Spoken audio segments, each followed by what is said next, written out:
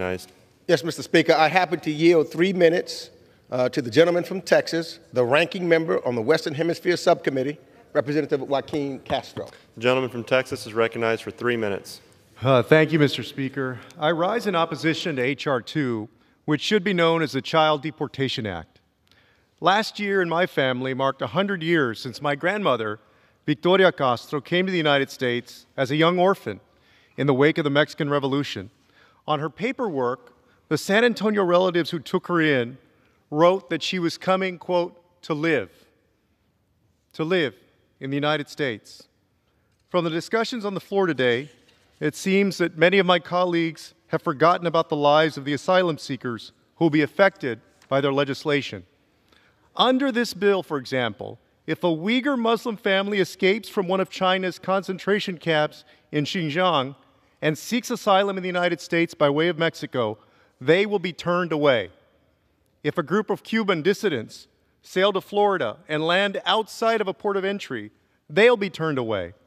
Ukrainian families fleeing from Putin's state-sponsored kidnapping, Catholics fleeing religious persecution in Nicaragua, and Christians in Iran would all be required to remain in Mexico, Guatemala, Honduras, or El Salvador at the mercy of cartels and violent gangs. Under the Trump-era Remain in Mexico policy, human rights observers recorded thousands of violent attacks against migrants, including kidnapping, rape, and other brutal crimes.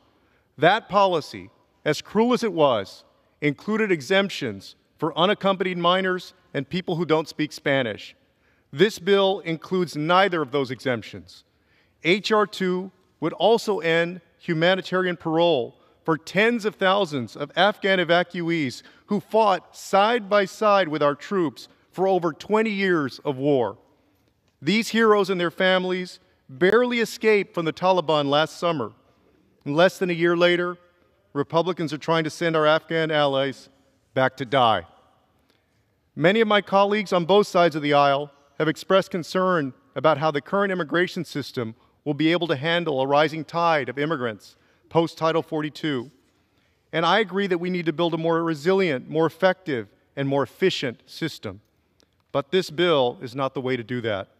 Time and again, we've seen that cruel, restrictive policies like those in this bill do not stop desperate people from fleeing persecution, oppression, and violence. This bill would send the world's most vulnerable people to places where many Americans won't even drink the water. And it would force asylum seekers to take dangerous, irregular paths to the United States, the exact kind of journey that led to the deaths of 53 people in the back of a sweltering tractor trailer in my hometown of San Antonio last summer. There are meaningful bipartisan solutions to address the causes of forced migration in the United States, and I've been proud to work across the aisle to introduce several bills that would do that.